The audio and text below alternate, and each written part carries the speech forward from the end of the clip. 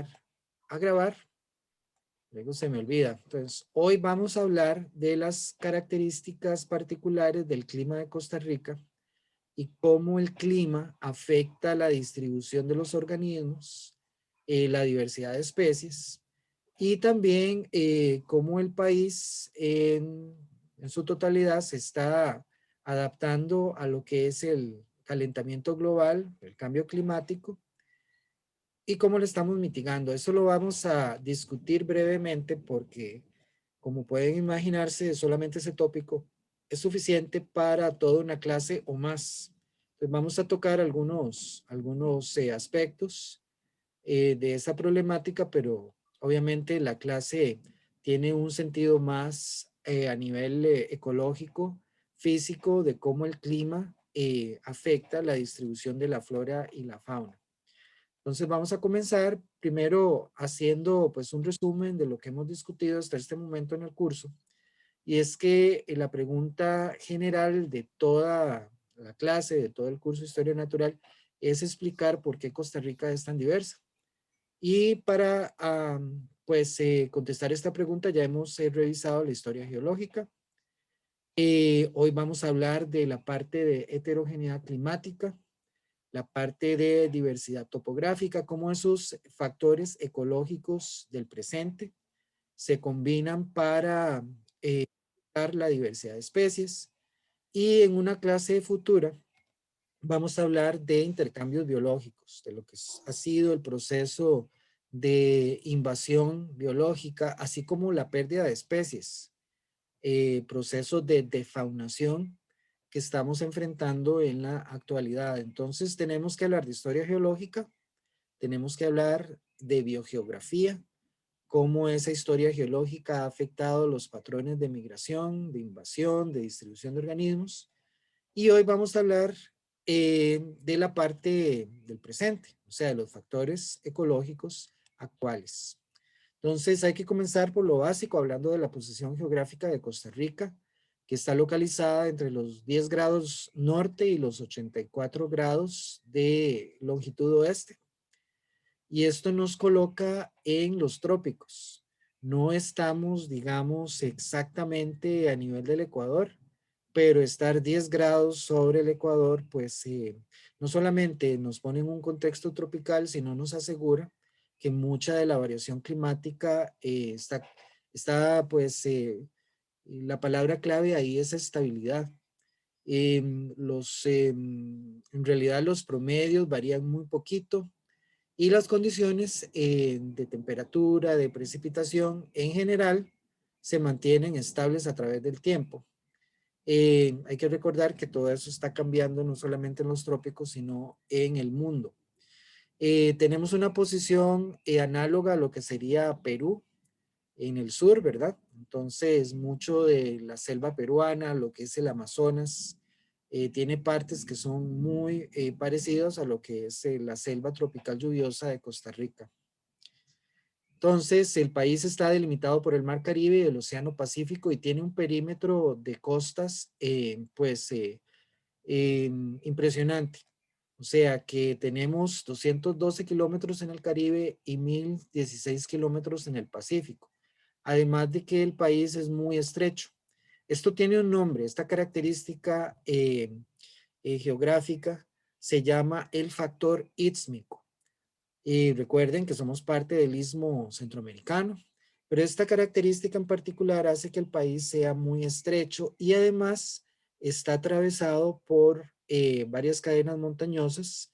Ya habíamos mencionado que las montañas ocupan aproximadamente un 70% del área continental de Costa Rica. Entonces, además de ser muy estrecho, es muy empinado. Y esto tiene implicaciones muy importantes en lo que es el clima, especialmente la distribución de la precipitación y también de las temperaturas. Otro factor que hay que mencionar es que la posición geográfica del país expone a todo el territorio nacional a la acción de la zona de convergencia intertropical. Entonces, esta banda de vientos resulta de la convergencia entre los vientos alisios del noreste que vienen del hemisferio norte con los vientos alisios del sureste, que vienen del hemisferio sur y convergen en esta línea que no es estática, sino que tiene un comportamiento estacional y de la cual depende la estación lluviosa para Costa Rica. Entonces, los tres factores principales que afectan el clima del país, primero que todo, la posición latitudinal. Segundo, la orografía. Es un país muy montañoso donde ya lo habíamos mencionado y a riesgo de sonar como un, eh, no sé, radio descompuesto, eh, se los voy a repetir de nuevo. El país está dominado por gradientes ambientales. Esos gradientes son sumamente importantes para entender los patrones de distribución de la biota. Entonces, nuevamente, y bueno, el factor ísmico, el hecho de que esté expuesto a los océanos de una manera tan amplia y que sea un país muy estrecho. Entonces, estos tres factores, la posición latitudinal, la orografía o la topografía y el factor ísmico determinan mucho de las características climáticas de Costa Rica, como vamos a ver. Ya habíamos dicho en una de estas clases que la vertiente del Caribe y la vertiente del Pacífico casi se dividen el país a un 50%. La vertiente del Caribe cubre 24.000 kilómetros y la vertiente del Pacífico cubre 26.000 kilómetros. Y también algo que es muy importante es que el 51% del territorio está por debajo de los 300 metros. Si volteamos la tortilla, eso quiere decir que el otro tanto, un 49%, está por arriba de los 300 metros. Pero veamos primero eh, las tierras bajas. Por debajo de los 300 metros son climas cálidos, en general lluviosos, con la excepción del noroeste de Costa Rica, ¿verdad? Lo que es el bosque seco, pero son climas cálidos, son climas húmedos. Y luego casi el 50% del resto del territorio está por arriba y a partir de los 2.000 metros ya podemos hablar de tierras altas, en donde las condiciones son húmedas en general y donde pues la influencia de los vientos es sumamente importante. El fondo de esta fotografía es la cúspide del Cerro Chirripó, que es el punto más alto del país, con 3.819, 3.820 metros sobre el nivel del mar, donde encontramos páramo. De hecho, el páramo lo encontramos a partir de los 3.000 metros hacia arriba, pero ya Chirripó representa pues páramos de pues eh, de una abundancia grande, o sea, una cobertura considerable, y páramos que en realidad son bastante homogéneos en comparación con otros sitios del país donde hay páramo, incluyendo el Cerro de la Muerte. Vamos a hablar un poquito de páramo más adelante. Bueno, el país en general, esta conformación que tiene, favorece que pues los vientos y la precipitación se distribuyan con un carácter pues claramente separado entre vertiente del Caribe y vertiente del Pacífico. Entonces, en la vertiente del Caribe se concentran los vientos alisios del noreste, que entran del Caribe, ¿verdad? Y chocan contra las montañas y depositan la mayor parte de su precipitación del lado Caribe. Igual, al pasar sobre las cordilleras tenemos lo que se llama una sombra de montaña. Entonces ya pasan con un efecto desecante, ya no tienen tanta humedad, pero igual los picos montañosos se caracterizan por ser pues bastante. Del lado Pacífico tenemos un campo de vientos más débil que los vientos alisios, que son los oestes ecuatoriales, que llegan del Océano Pacífico y chocan contra la cordillera de Talamanca. Y estos vientos son importantes porque son devueltos al océano.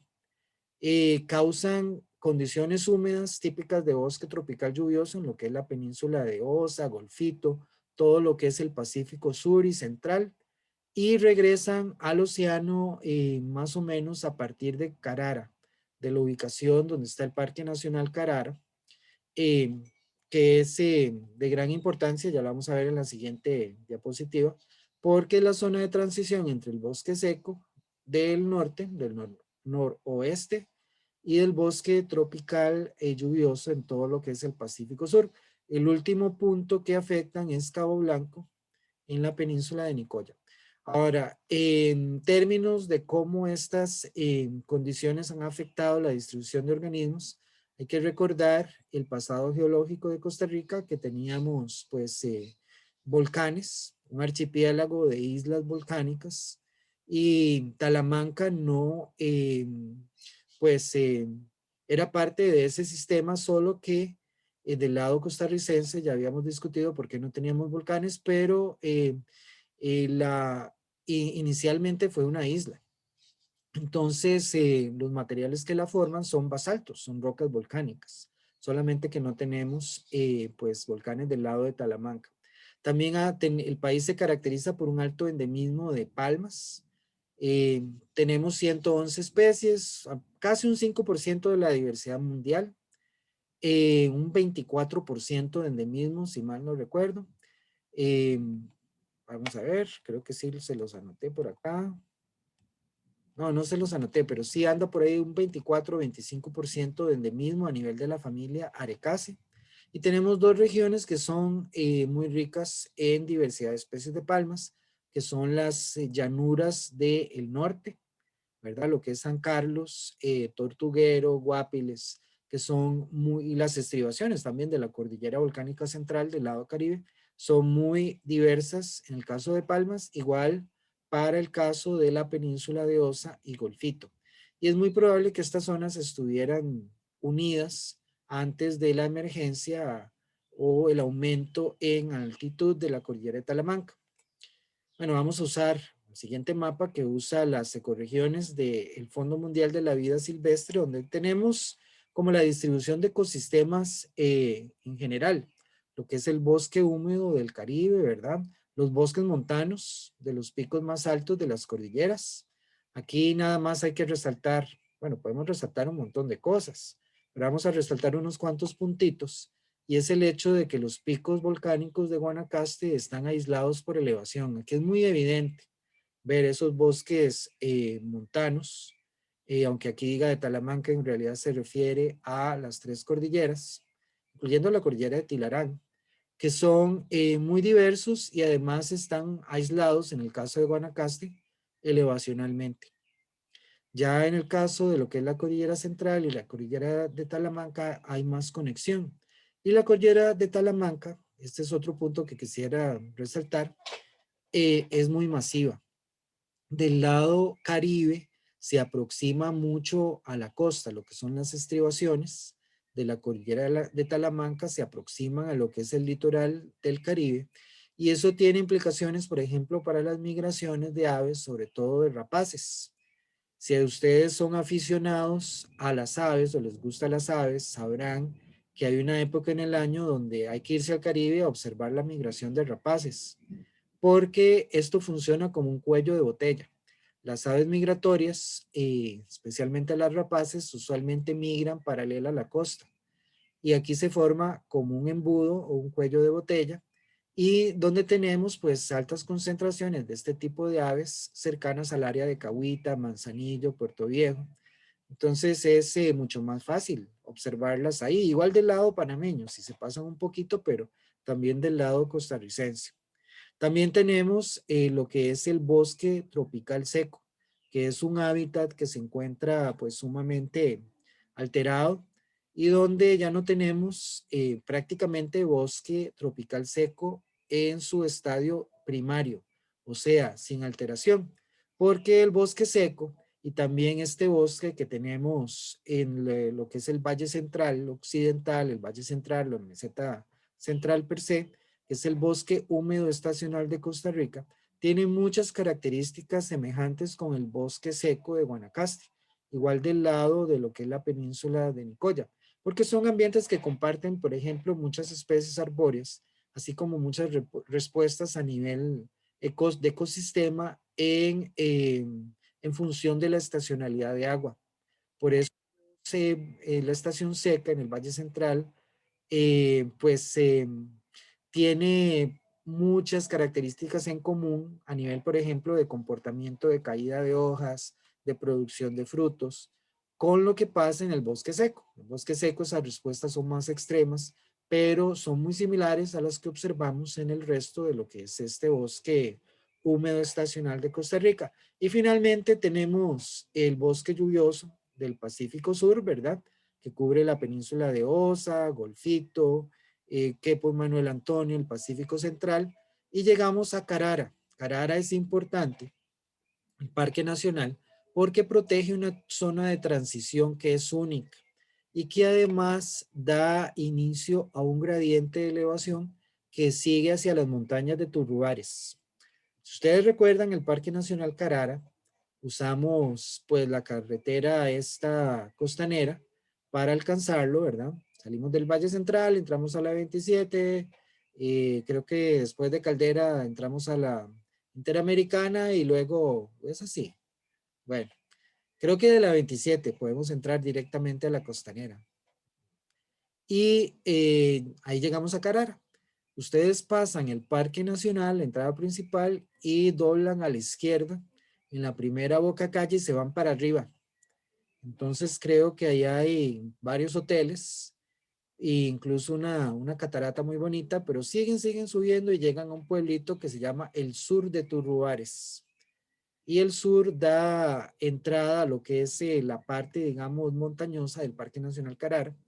Y hay otras áreas de conservación, otras zonas protegidas, pero lo interesante es que es un gradiente ambiental, un gradiente elevación, no solamente a nivel del, yendo del nivel del mar hacia las montañas, hacia las serranías de Turruares, las montañas de Turruares, sino también es un gradiente entre ecosistemas, grandes ecosistemas, como es el bosque tropical seco y el bosque tropical lluvioso. En muy pocas áreas del mundo, de Centroamérica y de los trópicos, sucede esta, pues, eh, este gradiente entre dos ecosistemas tan diferentes. Si ustedes van a Carara, van a ver que tiene elementos típicos de bosque seco mezclados con elementos típicos de bosque lluvioso. El dosel es muy alto, hay árboles muy frondosos, pero también hay elementos, ¿verdad?, típicos de bosque seco mezclados con, pues, especies de bosque lluvioso. Ya para pasar a la siguiente diapositiva, vean que les había dicho que íbamos a resaltar unos puntitos, y aquí nos podemos quedar toda la clase, no lo vamos a hacer, es la ubicación de los manglares.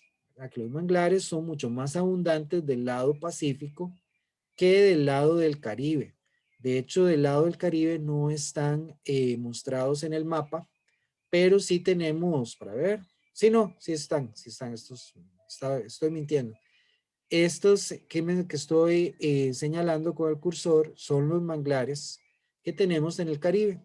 Los manglares que tenemos en el Pacífico son más lejos, tienen una mayor extensión. El ejemplo clásico son los manglares de Sierpe Osa, que son manglares riberinos que se establecen a lo largo de un río o en el caso del río Sierpe, de un delta. Igual los tenemos en el caso del Golfo de Nicoya, en la desembocadura del río Tempisque. Luego ya tenemos manglares más frontales, por ejemplo en Bahía Salinas, ¿verdad? Que incluso las condiciones de salinidad son muy altas hasta el punto de tener manglares enanos, manglares que son adultos, que pueden reproducirse, tienen frutos, pero alcanzan medio metro de altura. Entonces, Bahía Salinas es muy interesante por ese tipo de manglar. Bueno, los bosques de manglares nuevamente cubren una mayor área del lado del Pacífico que del lado del Caribe. Y aquí tenemos nuevamente este punto biogeográficamente tan importante como es el Parque Nacional Carara. Muy bien. También recordarles que el país en general pues tiene un área oceánica considerable de 10 veces lo que es el área continental debido a la presencia de la isla del Coco. Aquí tal vez hay que diferenciar entre lo que es el mar patrimonial, que es la zona marítima exclusiva de explotación económica supuestamente, pero también debe ser de protección. Y a diferencia, ¿verdad?, del mar territorial, que es más restringido, más estrecho, que es el área marina, en donde un país ejerce su soberanía, usualmente a 22.2 kilómetros de la costa, ¿verdad? Esto considerando la presencia de territorios insulares. Muy bien, volviendo de nuevo a hablar un poco más específico del clima, la zona de convergencia intertropical es esa zona donde se encuentran los vientos alisios del noreste con los vientos alisios del suroeste, o sea, los alisios del hemisferio norte convergen con los alisios del hemisferio sur y forman una zona de baja presión. Como vamos a ver, esas masas de aire cargadas de humedad se encuentran cerca del ecuador, convergen y suben, ¿verdad? Al subir, pues depositan su humedad a ambos lados. Entonces, la zona de convergencia tropical es una zona que controla las lluvias de Costa Rica de mayo a diciembre. Entonces, al moverse estacionalmente, después del mes de diciembre, tenemos lo que es la estación seca, que va incluso, incluyendo el mes de diciembre, enero, febrero, marzo y parte de abril. Ahorita estamos comenzando la estación lluviosa temprano, posiblemente por un efecto de la niña, que así se ha calificado, pero también este tipo de, pues, precipitaciones tempranas pueden ser causadas por el efecto del niño. Entonces, al moverse al sur de noviembre a diciembre, los vientos alisios del noroeste predominan y causan la estación seca en el Pacífico. Esto es interesante porque me voy a devolver al mapa, perdonen ustedes, necesito este mapa, donde ya habíamos mencionado que los vientos alisios se mueven en esta dirección. No sé si tengo por aquí algún tipo de marcador. Vamos a ver, creo que este me puede servir. Y tal vez este. Si los vientos vienen en esta dirección, ¿verdad? Aquí chocan con las montañas, pasan al otro lado, ya con un efecto de secante, y continúan hacia el mar. Esto es un efecto interesante para aquellos de ustedes que les guste la zona de Guanacaste para vacacionar o para visitar, porque muchos tal vez se han preguntado por qué las aguas, sobre todo a nivel de Bahía Culebra, Puerto Soleil, muchas partes del lado de Guanacaste, no todas, pero es muy frecuente encontrar aguas muy frías, sobre todo en Bahía Culebra, donde se han encontrado corales que pueden resistir temperaturas de 15 grados, que son aguas pues bastante frías. Entonces lo que sucede es que los vientos alisios durante la época seca se localizan más cercanos a la superficie, empujan el agua que está cerca de la costa hacia mar adentro. Esta agua es cálida y es reemplazada por agua que es más fría, que viene del fondo, que es rica en nutrientes, y por eso percibimos la temperatura del agua como mucho más fría de lo normal. No sé si los compañeros de Barcelona han tenido chance de visitar alguna playa, pero posiblemente algo que llama mucho la atención de las playas tropicales es la temperatura cálida, como cuando si ustedes van a algún lugar de zonas templadas donde haya playa y ahí la sorpresa es encontrar que el agua del mar va a ser fría.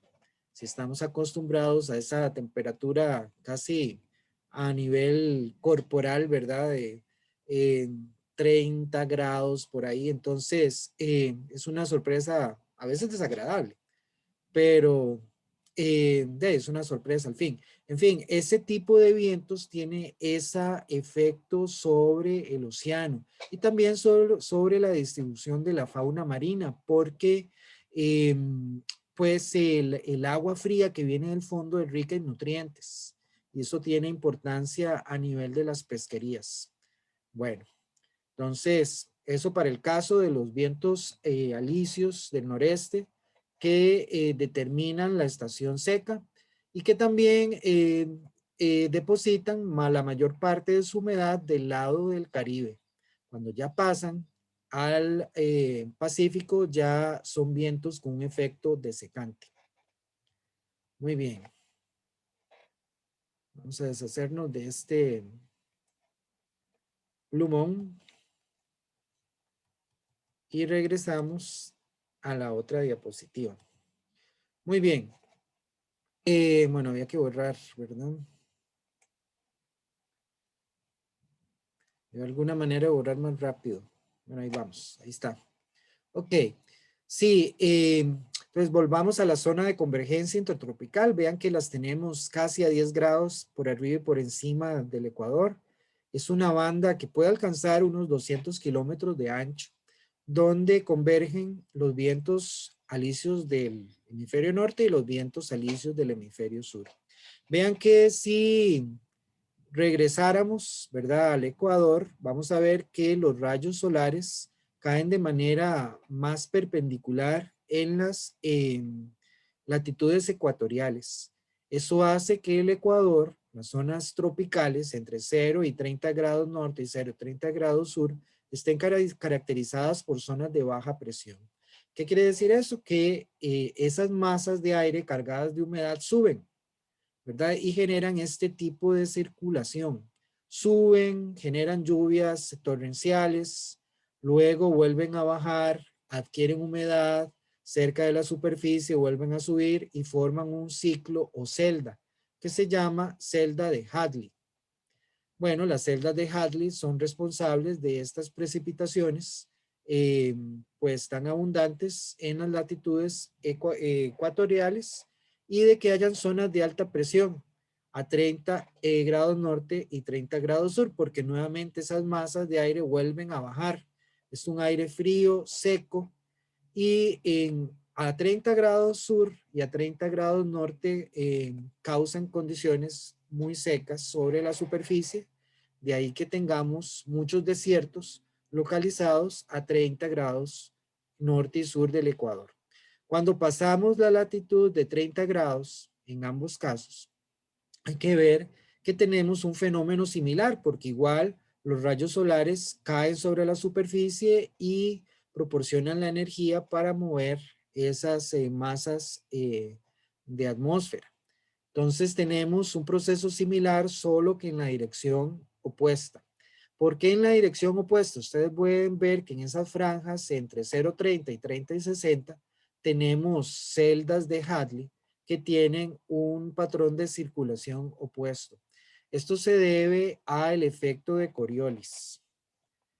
Y ya vamos a ver de qué se trata ese efecto. Es un efecto que todos percibimos, pero que nos cuesta como visualizar, ¿verdad? Porque se debe a la fuerza de rotación eh, de, de la Tierra, a la gravedad, ¿verdad? Y al efecto que tiene la rotación, porque la superficie terrestre se va moviendo, ¿verdad? Entonces eso afecta la dirección de las masas de aire, así como la dirección de las corrientes marinas. Es muy interesante y eventualmente vamos a volver a esta pregunta porque la radiación, la energía radiante que proviene del sol es absorbida primero por la atmósfera y causa lo que son los patrones de circulación atmosférica. La atmósfera inmediatamente encima de la superficie terrestre, ya sea esta corteza terrestre continental o bien los océanos, va a absorber parte de esa radiación, así como la energía que proviene de la atmósfera.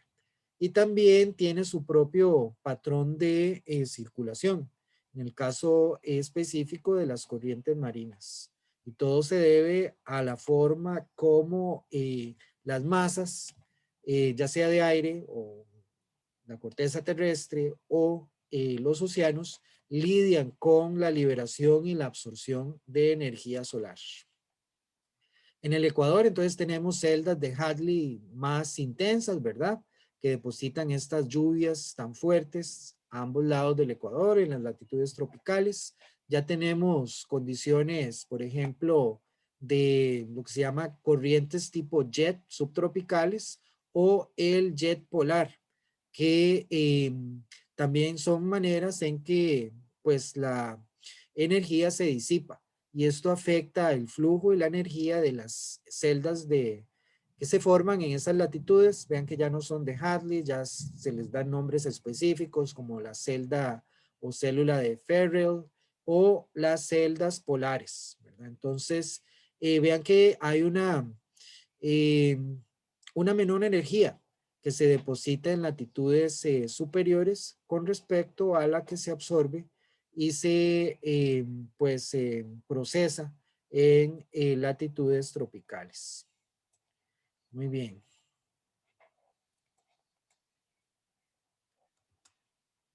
Ok, si vemos a nivel ya global, esta figura lo que muestra es esa distribución de las celdas eh, de movimiento de esas masas de aire, cómo están distribuidas. Vean que del lado norte tenemos una circulación que sigue las agujas del reloj y del lado sur una circulación que es opuesta.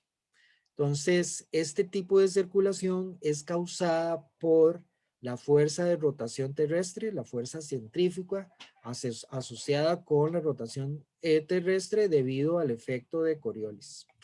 Entonces, del lado tropical, estamos hablando de la zona de convergencia intertropical, que en inglés se le llama doldrums también, porque es una zona de baja presión donde no hay vientos dominantes. Los vientos alisios del noreste, vean que se le llama trade winds, porque cuando América fue descubierta o se hizo contacto por los europeos, pues muchos navegantes, sobre todo de España, Portugal, Europa en general, pues usaban los vientos alisios para el trade, para el comercio. Luego encontramos las latitudes subtropicales de 30 grados y superior, que se le llama horse latitudes, latitudes de caballo.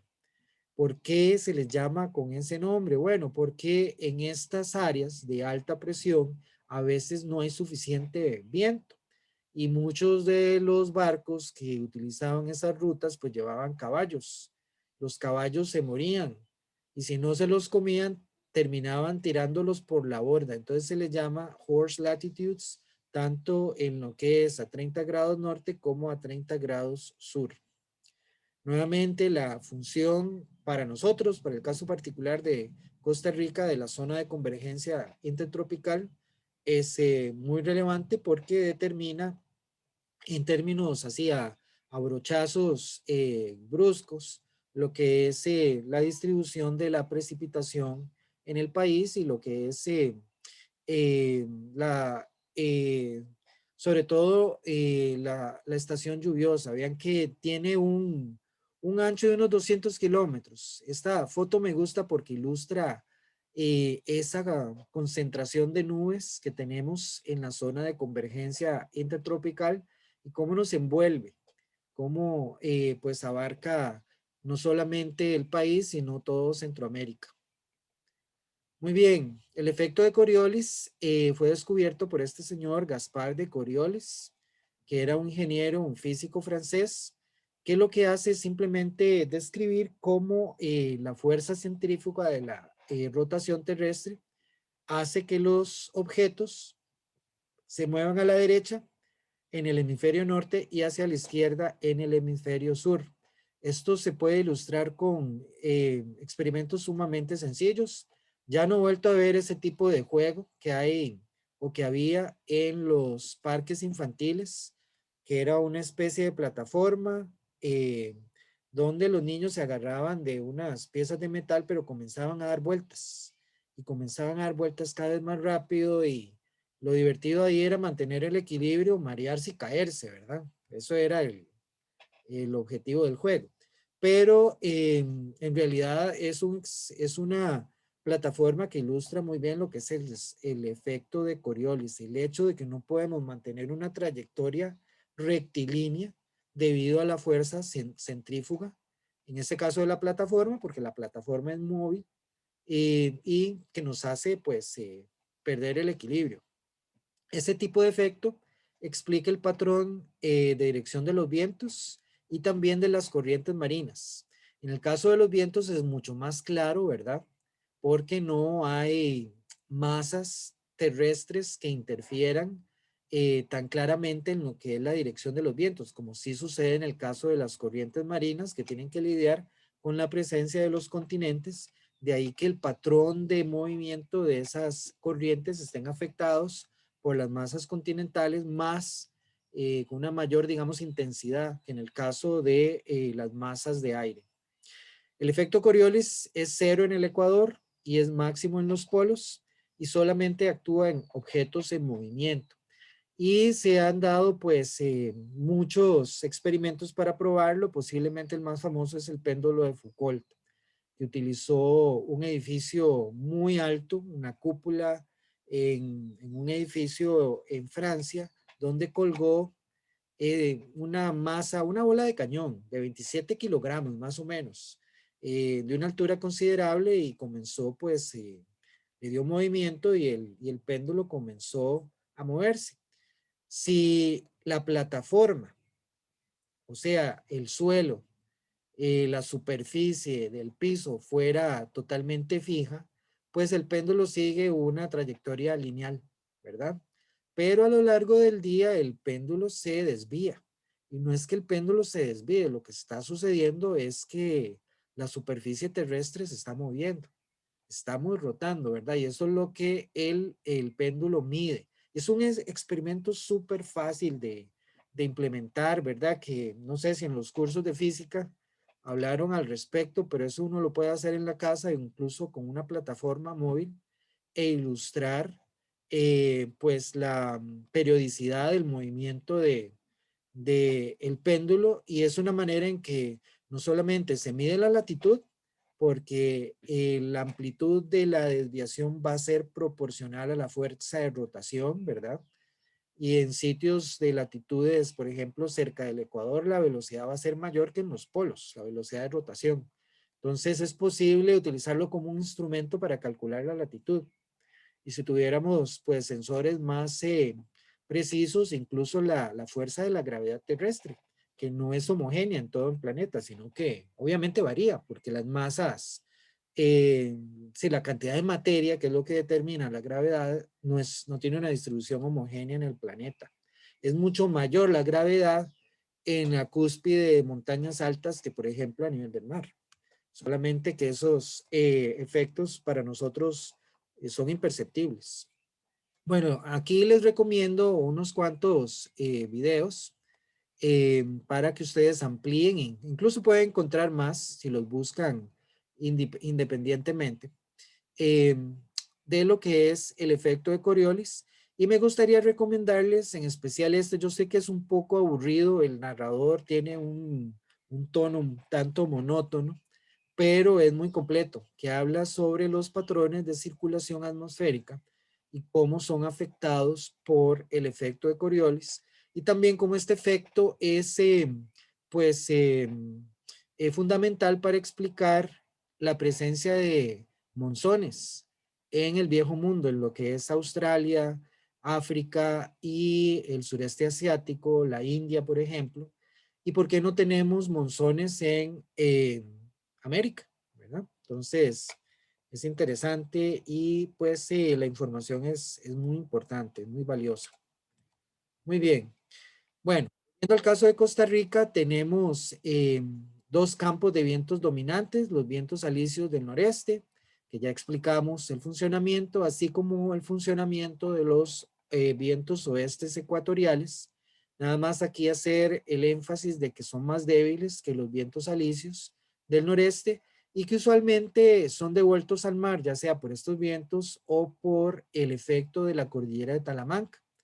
De ahí que afecten Carara y Cabo Blanco. Si ustedes van a Cabo Blanco, van a ver que es un bosque lluvioso, es un bosque muy húmedo, que contrasta con el bosque que hay alrededor, ¿verdad? En el resto de lo que es la península de Nicoya. Ya habíamos también hablado de Carara como esa zona de transición entre el bosque seco y el bosque tropical húmedo, y que además protege un gradiente de elevación. Muy bien. Las cordilleras tienen un impacto muy importante sobre la distribución de la flora y la fauna. A medida que nos movemos más hacia el sur, las cordilleras aumentan en elevación y también en edad. Ya habíamos mencionado que la cordillera de de Guanacaste, se caracteriza por tener esos picos montañosos aislados por elevación. Y también son sitios donde tenemos bosques nubosos a elevaciones más bajas de lo que es usual en la cordillera central y de Talamanca. Para ver bosque nuboso típico, por ejemplo, en Talamanca tenemos que subir 2000 metros. Para ver bosque nuboso en la cordillera de Guanacaste, tenemos que subir 1200 metros. La cordillera de Tilarán tiene esta característica también porque a una elevación relativamente baja tenemos bosque nuboso. Monteverde está más o menos a 1200 metros, la altura de San José, y tenemos bosque nuboso. Y para darles ejemplos más extremos, el Cerro Iglesias en la isla del Coco alcanza 600 metros de altura y tiene bosque nuboso. Muchos montañas en la serranía que cruza la península de Osa, por ejemplo, el Cerro Rincón, vamos a tener bosque nuboso también a 600 metros. Ya vamos a ver que el bosque nuboso no depende tanto de la elevación como de la interacción entre masas de viento cargadas de humedad y la topografía. Entonces, si la combinación es correcta y si tenemos montañas, aunque sean pequeñas, que están obstaculizando el movimiento de vientos con nubes cargadas de humedad, vamos a tener un bosque nuboso, aunque ese bosque nuboso tenga una elevación relativamente baja. Bueno, todas esas condiciones dependientes abruptas crean condiciones apropiadas para lo que es el aislamiento reproductivo y la especiación. A lo largo de gradientes de elevación hay dos tipos de especiación. Uno es la especiación peripátrica, que es la especiación que tiene lugar en el límite del área de distribución de una población.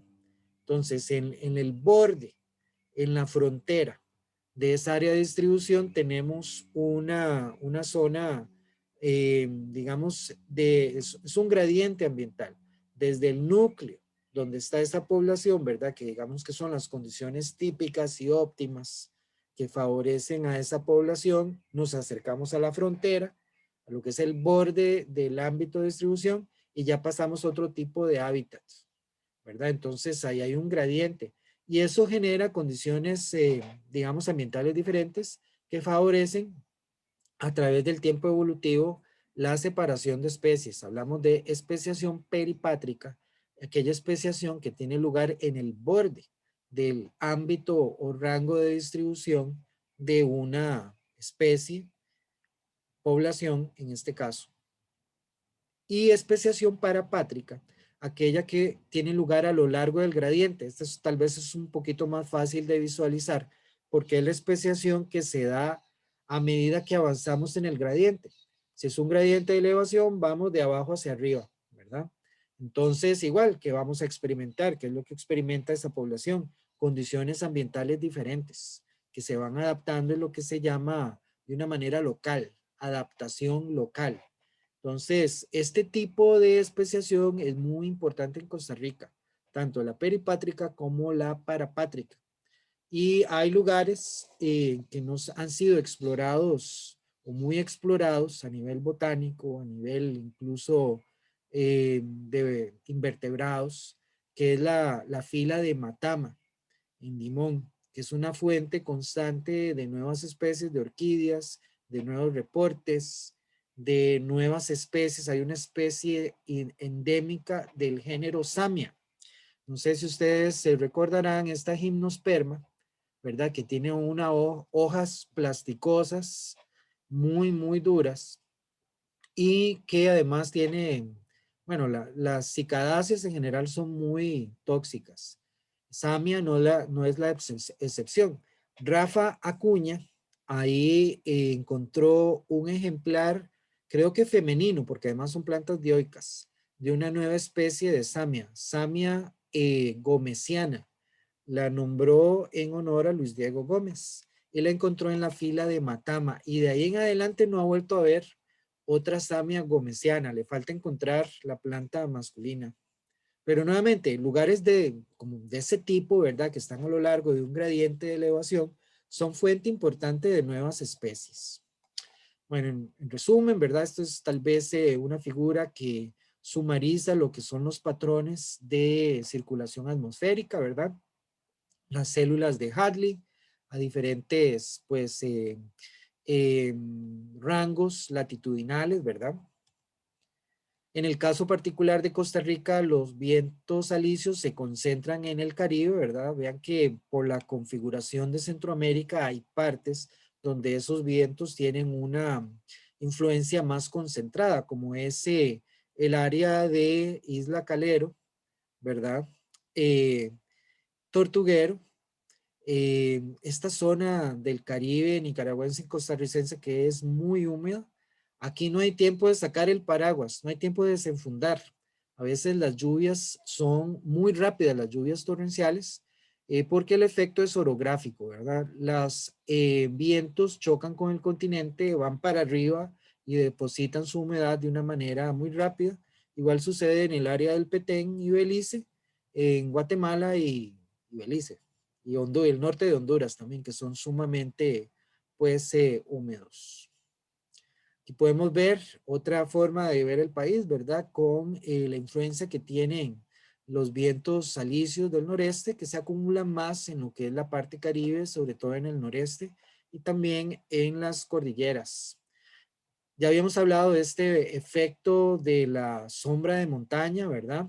Rain shadow, en donde de un lado, donde llegan las masas de aire cargadas de humedad, es donde se deposita más la precipitación y sobre todo cerca de las montañas, y estas no son muy altas, y pasan al otro lado, ¿verdad? Con un efecto de secante, ¿ya? Con un efecto más deshidratante. Aquí tenemos pues simplemente una representación de cómo se forman las nubes, ¿verdad? Hay lugares donde estamos por arriba de la línea de nubes y las condiciones de los picos montañosos ya muy altos, pues son muy secas, incluso desérticas. Uno de los impactos del calentamiento global sobre el bosque nuboso es que las nubes van a estar más altas. Entonces, ¿cómo podemos hablar de un bosque nuboso sin nubes? No tiene mucho sentido.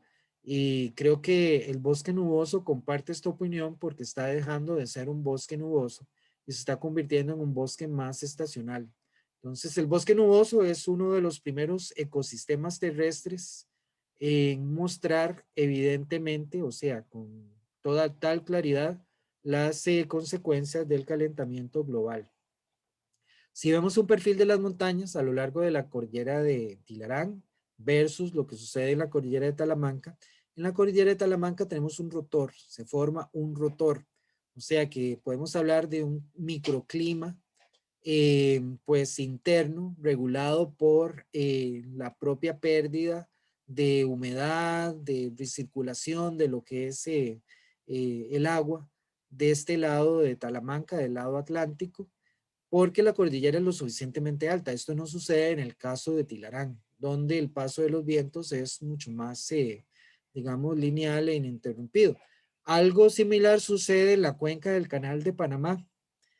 Si ustedes viajan a Panamá, por lo menos a mí me llamó mucho la atención que pasar del Pacífico al Atlántico casi no encontraba de las diferencias a las que uno está acostumbrado a ver en Costa Rica, de pasar del Pacífico al Atlántico, pasar de un lugar seco, estacional, al Atlántico, que es más húmedo y poco estacional. En Panamá todo es muy húmedo, desde el Atlántico al Pacífico. ¿Por qué? Porque en el lado de la cuenca del canal no tenemos grandes montañas. Entonces sucede algo muy semejante a lo que sucede aquí en Tilarán, ¿verdad? Que los vientos pasan de un lado a otro casi de manera ininterrumpida. El perfil de elevación de Centroamérica, podemos ver que tenemos montañas altas en Guatemala, un poco entre la frontera entre Honduras y Nicaragua y nuevamente al llegar a Costa Rica, ¿verdad? Ya tenemos montañas muy elevadas, incluso dentro de los picos más altos de Centroamérica, el Chirripó, ¿verdad? Entonces eso afecta la distribución de temperatura y radiación y hace que este país pues sea muy particular en ese sentido. Entonces, Para resumir, ¿qué es lo que causa la heterogeneidad topográfica? Primero que todo, nos ayuda a explicar esos cambios que a veces son abruptos en la distribución de los organismos. Eso sucede en muchos grupos. De hecho, yo les mencionaba el caso de las zonas de vida que hay gente que está proponiendo usar especies indicadoras, porque a veces sucede que llegamos a un ambiente en particular y vemos árboles y hierbas de cierto tipo, ¿verdad? Y eso es indicativo de que estamos en otro tipo de ecosistema, en otra zona de vida. Y es lo que se da, ¿verdad? Cuando analizamos la distribución elevacional de los organismos, porque hay reemplazo de especies. A nivel de grupos muy abundantes como aves, esto sucede, se da por ejemplo en el caso de colibríes, ¿verdad? Que hay especies de zonas altas que están dentro del mismo género que especies de zonas de elevaciones intermedias y bajas. Entonces hay un reemplazo de especies y es lo que le mencionaba, que estos son procesos continuos que eventualmente pueden desembocar en procesos de especiación, formación de nuevas especies. También la heterogeneidad topográfica y la presencia de esos gradientes de elevación va a determinar los patrones de migración elevacional, que muchos grupos, en este caso evidentemente aves, van a mostrar a través del tiempo, sobre todo aves residentes, que son aves migratorias de elevación, que siguen la distribución de recursos, por ejemplo, la producción de frutos, la producción de flores, que va variando a medida que nos movemos arriba o abajo del gradiente. Entonces, ¿qué grupos se mueven elevacionalmente? Pues las aves, ¿verdad? Muchos insectos también tienen ese tipo de movimientos de elevación estacionales. Muchas avispas del bosque seco, pues suben a las montañas a reproducirse y bajan a alimentarse. Y esto no es que lo hagan todos los días, sino que en cierta época hay patrones de eclosión. Yo he estado en bosques en Guanacaste que da un poquillo de miedo porque están llenos de avispas del género Polistes. Muchas de estas se llaman paper wasps en inglés y simplemente o se van a alimentar o se van a reproducir. Esto sucede también con mariposas en el bosque seco que dependen de plantas, donde las plantas hospederas que están en bosques nubosos, en las montañas. De ahí que sea crítico mantener eh, protegido el gradiente porque de esa manera se asegura la sobrevivencia de esas especies que son polinizadores importantes, así como herbívoros importantes de muchas especies, tanto de bosque seco como de bosque nuboso. Entonces hay grupos que dependen de los gradientes más que otros, obviamente. Muchas aves requieren de tener zonas para reproducirse, que pueden estar en las montañas, mientras que pasan parte del año alimentándose en elevaciones bajas o que bajan para alimentarse de recursos que están presentes o que son estacionales en otras elevaciones, sobre todo en las zonas bajas. Entonces es común ver este tipo de movimientos elevacionales. Este es el Cerro Buenavista en el Cerro de la Muerte. Está más o menos unos 3.200, 3.300 metros de altura, ¿verdad? Ya son zonas de páramo. Este es un bosque nuboso. La Ventana en Monteverde. Aquí tenemos la vista del volcán Turrialba desde Guapiles. Una fotografía tomada desde el puente sobre el río Sucio, donde se ve el río Sucio avanzar. El río viene desde el volcán Irazú y va a hacer contacto más abajo. Se sale de la foto con el río Hondura. Si ustedes van a Monteverde, a muchos senderos lo van a llevar a La Ventana y ahí van a ver bosque nuboso enano. Es un ambiente muy húmedo, muy bonito. Es un bosque casi de cuentos de hadas, de hobbits, ¿verdad? Si les gusta la saga del Señor de los Anillos, ahí van a estar, digamos, como pez en el agua. Este es un volcán colapsado. Ahorita no recuerdo el nombre, está del lado del Caribe, cerca del Parque Nacional Volcán Poás, ¿verdad? Y es una de las paredes del cráter colapsó. También es un área de elevaciones medias a altas, donde tenemos especies como Prestoea acuminata. Produce un palmito muy rico, dulce, pero de color morado. Y más abajo, esta especie es reemplazada por Prestoea decurrens, que es una especie más cespitosa, con un palmito blanco, también dulce, no tan atractivo como el palmito morado. Hay especies de palmas, ¿verdad? Que se distribuyen en este tipo de bosques. Aquí lamentablemente llegó el palmitero primero y cortó la palma. Se llevó el palmito. Aquí tenemos la hoja. Esta es Geonoma edulis, la geonoma comestible, que forma un palmito blanco muy amargo, que tiene sus fans, sus seguidores en estas zonas, como por ejemplo el área de Cariblanco, en Heredia, creo que es Heredia, sí es Heredia. Y atravesando, yendo como del volcán Poás hacia Sarapiquí. Y es un palmito que se encuentra amenazado en estas zonas porque le han dado duro, ¿verdad? Lo han extraído en grandes cantidades. Todos estos ejemplos simplemente para mostrar que Las Palmas es un buen grupo, para mostrar estos gradientes de elevación, porque tenemos ese reemplazo de especies. Aquí, si ustedes observan la figura, tenemos una lista de especies versus su distribución elevacional. Entonces voy a mencionar un par de ejemplos de ese reemplazo elevacional, comenzando con Socratea exorrhiza maquenque. Es una palma con raíces fulcreas cubiertas de espinas, con un palmito amargo. Socratea es reemplazada elevacionalmente por Iriartea deltoidea, que es una palma también con raíces fulcreas y un palmito dulce. Y las raíces fulcreas se encuentran agregadas. En Socratea están separadas. Pero vean que en cierto momento ya no tenemos Socratea y Iriartea, ¿verdad? Porque son comunes en las zonas bajas, pero ya después, como a 600, 700 metros, ya vamos a tener solamente Iriartea. Este es un ejemplo de reemplazo. También vamos a tener Euterpe precatoria, que es un palmito muy rico. No le voy a dar los detalles, pero si los que están interesados y quieren conseguir palmito, tal vez para un cumpleaños, un matrimonio, una fiesta, ahora que están así de moda estas fiestas pandémicas, me contactan y yo los puedo poner en contacto con palmiteros, ¿verdad? Que pueden entrar al bosque y de manera ilegal cortar el palmito, ¿verdad? Pero así ustedes tienen algo exótico que mostrar en esas fiestas. Obviamente esto es una broma, ¿verdad? No me vayan a tomar en serio. Ok, Euterpe precatoria es reemplazada por Prestoea acuminata. Prestoea acuminata también ya habíamos mencionado que tiende a ser reemplazada por la otra especie del mismo género que es Prestoea decurrens, ¿verdad? En zonas bajas. Entonces tienen roles ecológicos muy parecidos. Muy bien, el lugar más diverso de Palmas es el Chocó.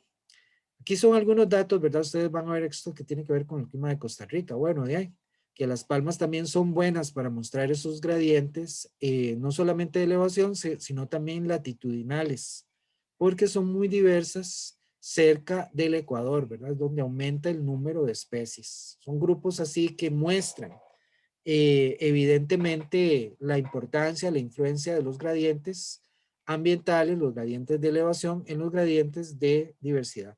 Y cuando hablamos de gradientes de diversidad, hay que hablar de la relación que tiene la riqueza de especies, o sea, el número de especies con la precipitación, ¿verdad? Que eso se ha demostrado que a mayor precipitación, más especies. También varía en proporción directa con la altura del dosel. Bosques complejos con más estratos tienen más heterogeneidad ambiental, por tanto más especies. La fertilidad del suelo. Bosques con suelos fértiles usualmente van a tener más especies, aunque aquí permítanme anotar un signo de interrogación porque hay bosques con suelos eh, relativamente infértiles para la agricultura, pero las especies que se establecen tienen mecanismos para accesar nutrientes, como por ejemplo bacterias fijadoras de nitrógeno, ¿verdad? Que incluso crean eh, pues, la energía necesaria para accesar otros nutrientes más caros, como por ejemplo el fósforo. La diversidad es menor con mayor estrés hídrico. Bosque seco tiene menos especies que un bosque lluvioso. La latitud, a medida que subimos en latitud, se reduce el número de especies. Y la elevación, a medida que subimos y sobre todo alcanzamos a alturas considerables, pues ya las condiciones se vuelven más hostiles y hay menos especies. Entonces, ¿cuáles podrían ser algunos de los mecanismos que expliquen ese gradiente? Ya explicamos alguno, por ejemplo, la relación entre la fertilidad del suelo y la diversidad de especies. A veces no es tan clara, no es tan limpia, porque muchas especies tienen o bacterias fijadoras de nitrógeno o relaciones micorrízicas que les permiten accesar los nutrientes de otra manera. Bueno, esto creo que nada más vamos a repasar, ¿verdad? Que ya lo habíamos discutido, que del lado de Talamanca, del lado Tico no tenemos volcanes, del lado panameño está el volcán Barú y esto se debe a la cordillera submarina de Cocos, que es sumamente densa y no permite que el magma la atraviese. Entonces, del lado costarricense no tenemos volcanes. Bueno, hablemos un poquito de radiación. ¿Por qué hablar de radiación? Porque la importancia que tiene en lo que es la producción de las plantas, en lo que es la fotosíntesis.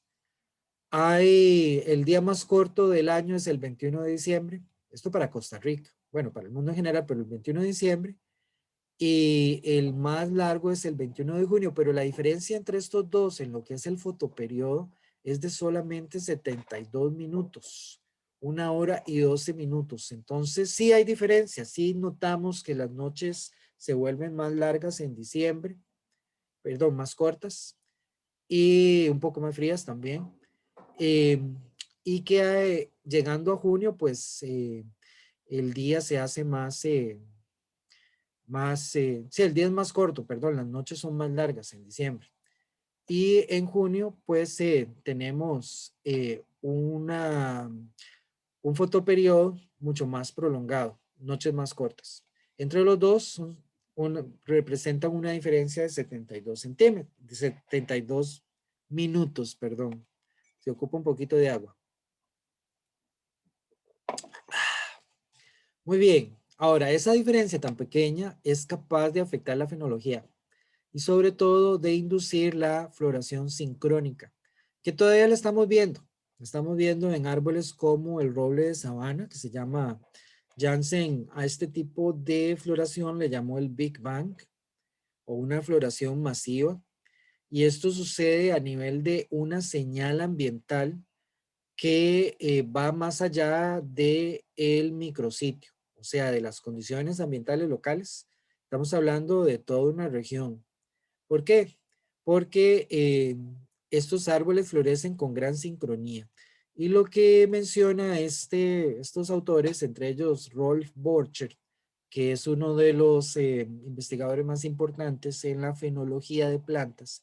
La fenología habla de los patrones estacionales de producción de hojas, de producción de flores, de producción de frutos, o sea, la estacionalidad del crecimiento de las plantas. Y esto lo vemos más evidentemente cuando se producen flores, sobre todo en forma masiva, como en el caso del corteza amarilla, de los robles de sabana y de otros árboles del bosque seco. Vean que son árboles que también tenemos en el Valle Central, ¿verdad? Entonces es evidente. ¿Y qué sucede? La disminución en el fotoperiodo actúa como una señal que facilita la sincronización de la reproducción. En este caso, de la reproducción de estos árboles.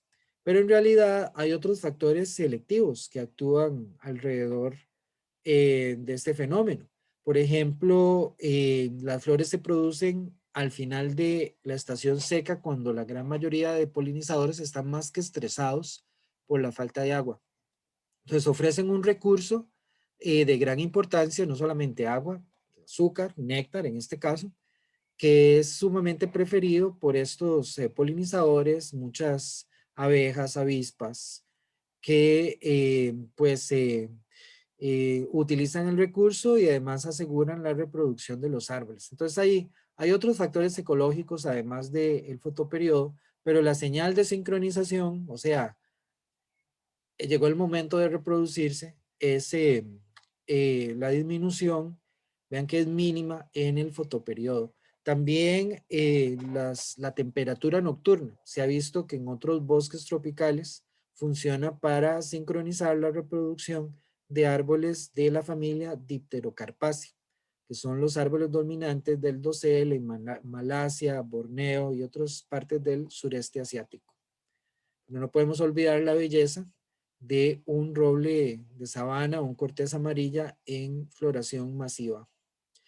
Bueno, volviendo a lo que es el factor ísmico, nada más recordarles, ¿verdad? Las dimensiones de Costa Rica, 70% del perímetro está expuesto a los océanos. Esto hace que tengamos un clima insular.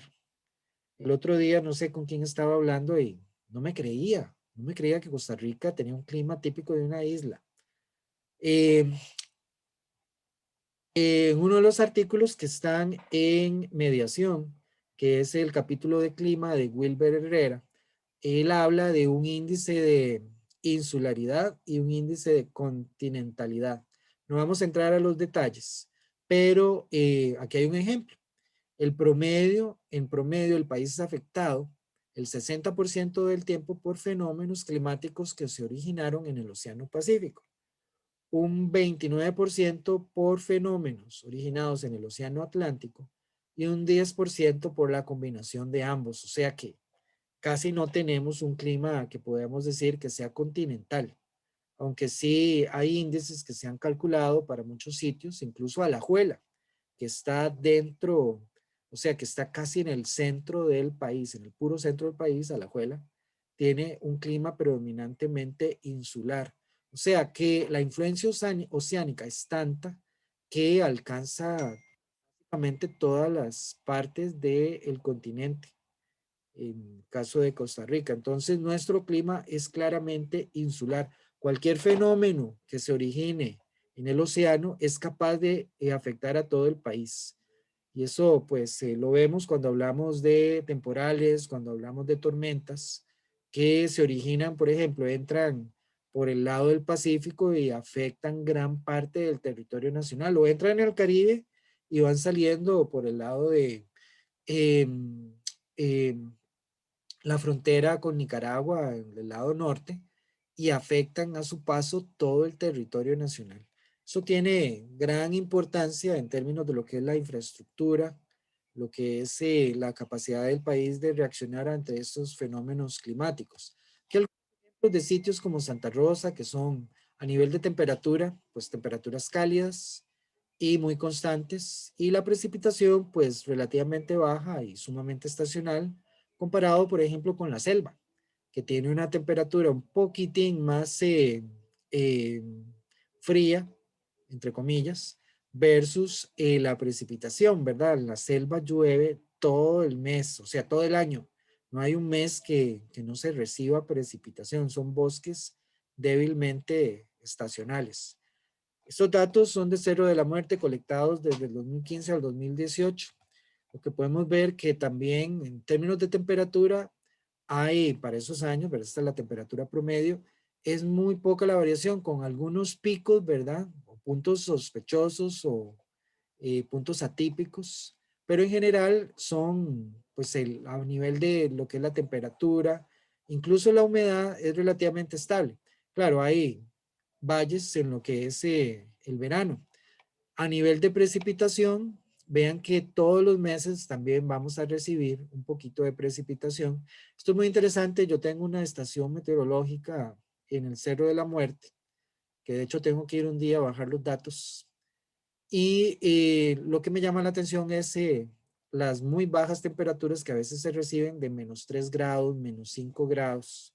Cerro de la Muerte, estación Nímbulos, si están teniendo chance de estar ahí, no hay manera de calentarse en la noche. Yo dormía con 8 cobijas, eh, 2 o 3 pares de calcetines y no había forma, no había manera de calentarse. Eran las noches más largas que pasaban en la vida.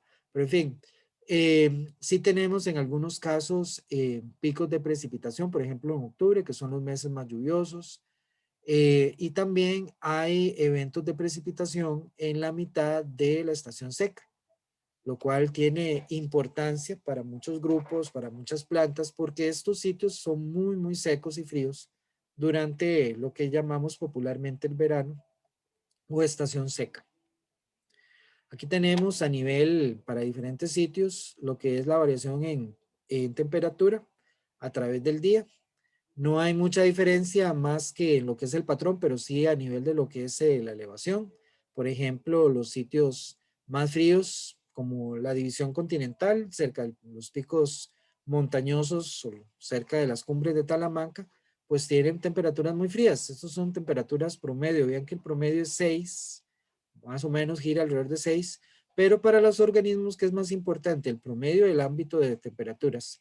Si ustedes han estado en Cerro de la Muerte en un día bonito, les tocó una temperatura de 25 grados a mediodía, pero en un día frío llega a 12 grados, 12, 1, 2. Entonces, para un organismo obviamente es más importante el ámbito que el promedio, ¿verdad? Igual en el caso de radiación, aquí un par de sitios. Este es el sitio más nuboso que Cariblanco, aunque eh, creo que Tapantí puede hacerle competencia, porque Tapantí la precipitación puede llegar a 6.000 milímetros por año. Y esto lo estamos comparando con el sitio más soleado, que, bueno, aquí ponen un ejemplo, ¿verdad? Ese sitio en realidad no lo conozco, pero está en Guanacaste. Entonces, ¿qué sucede? A nivel de radiación total, en términos de horas, pues vean que la cantidad de horas sol es baja. Y en estas zonas, eh, si ustedes han ido, por ejemplo, no solo a Cariblanco, sino ciertas partes de San Carlos, San Ramón, Zarcero, la gente hace agricultura con lo que llaman macrotúneles. ¿Por qué? Porque tienen que cubrir las camas donde cultivan hortalizas para que absorban energía radiante, calorcito, ¿verdad? Radiación infrarroja y logren crecer porque la cantidad de radiación que les llega es poca, ¿verdad? Si lo comparamos, ¿verdad? Con un sitio de bosque seco, donde la cantidad de horas no solamente es mucho mayor, ¿verdad? Sino que esa radiación es un porcentaje mayor en términos de energéticos, ¿verdad? Y el problema es el exceso de radiación. Entonces tenemos dos extremos, ¿verdad? De hecho, una comparación que yo utilizaba para ilustrar la heterogeneidad climática de Costa Rica era la comparación entre Tapantí, que era muy lluvioso, y el Valle del Guarco, que está aproximadamente unos 30, 40 kilómetros, que es el sitio más seco de Costa Rica, por lo menos uno de los sitios más secos de Costa Rica. La humedad relativa, bueno, sigue una variación parecida al caso de la temperatura, de hora sol, cuando comparamos diferentes lugares. Primero que todo, lo que llama la atención es la estabilidad dentro de un lugar, ¿verdad?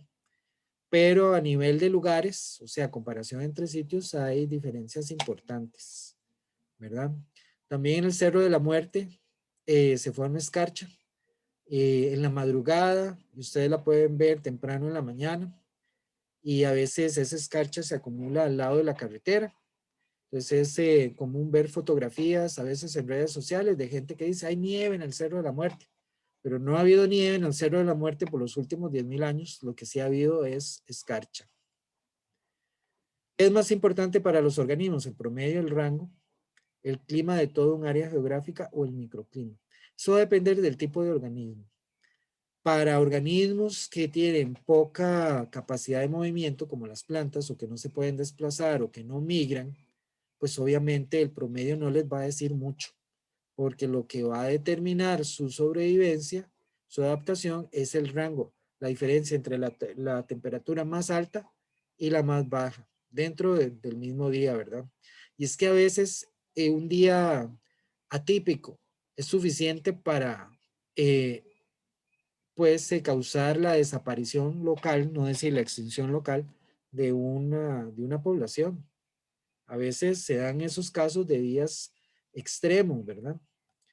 ¿El clima de toda un área geográfica o el microclima? Eso es una buena pregunta y creo que el grupo que discute el artículo que voy a dejar aquí al final para leer, pues va a tener más tiempo de discutirla.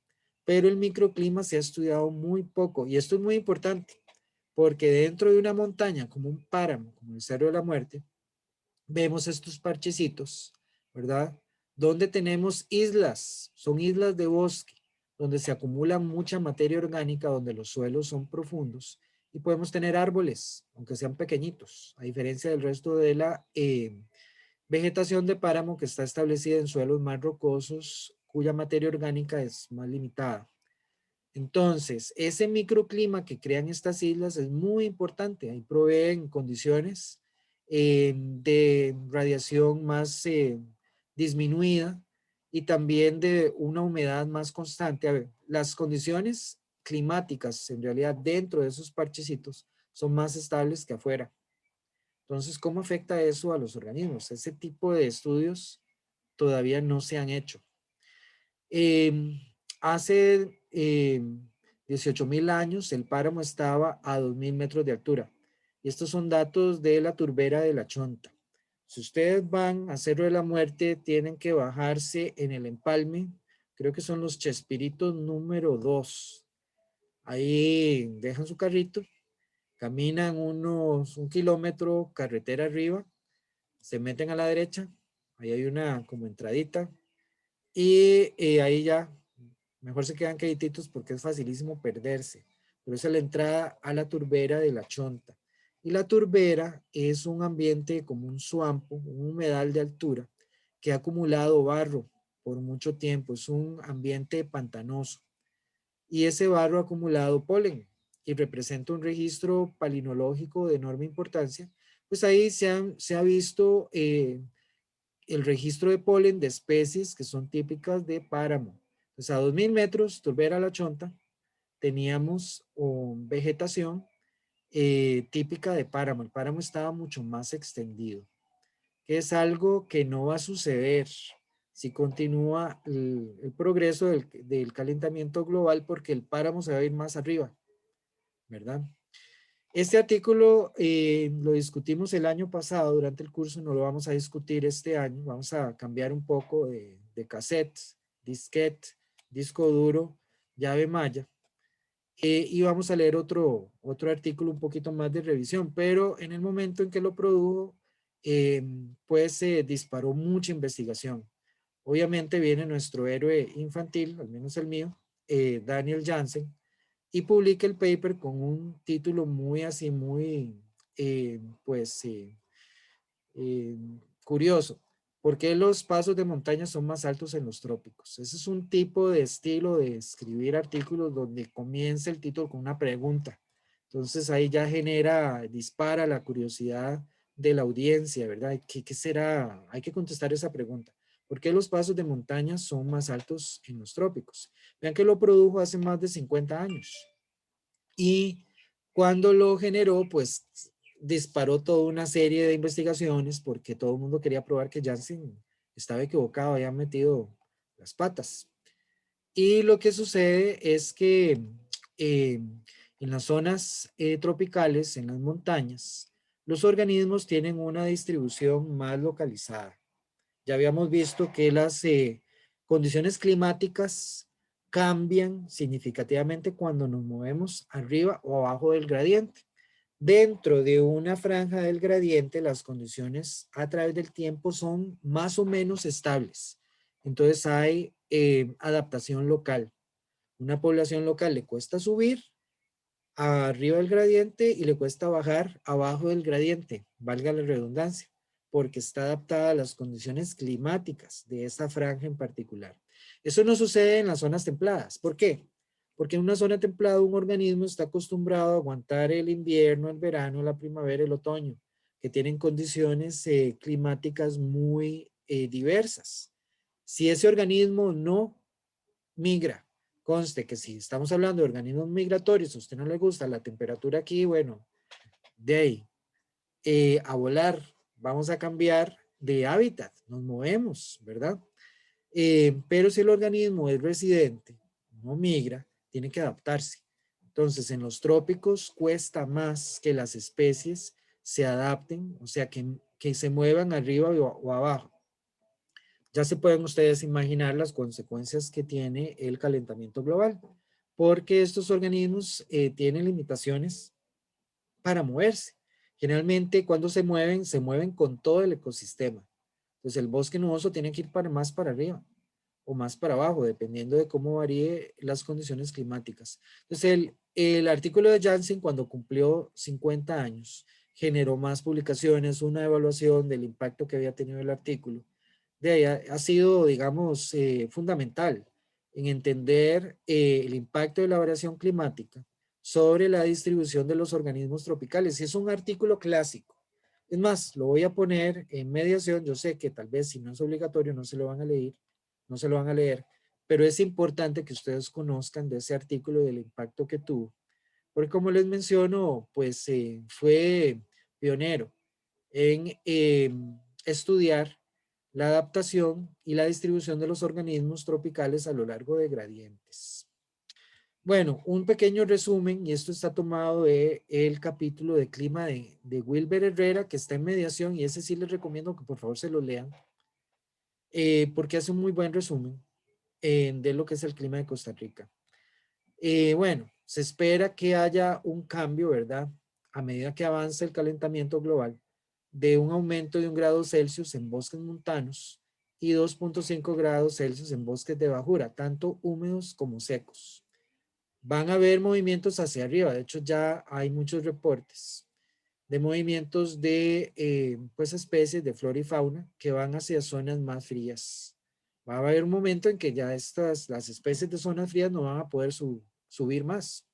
Los bosques se están volviendo más secos y están perdiendo las nubes. Las nubes son fundamentales para el bosque nuboso porque permiten que absorban nutrientes, que las plantas puedan absorber nutrientes a través de las hojas, que tengan esa película de agua que es crítica para que los musgos, hepáticas, los briófitos en general se puedan reproducir, etcétera.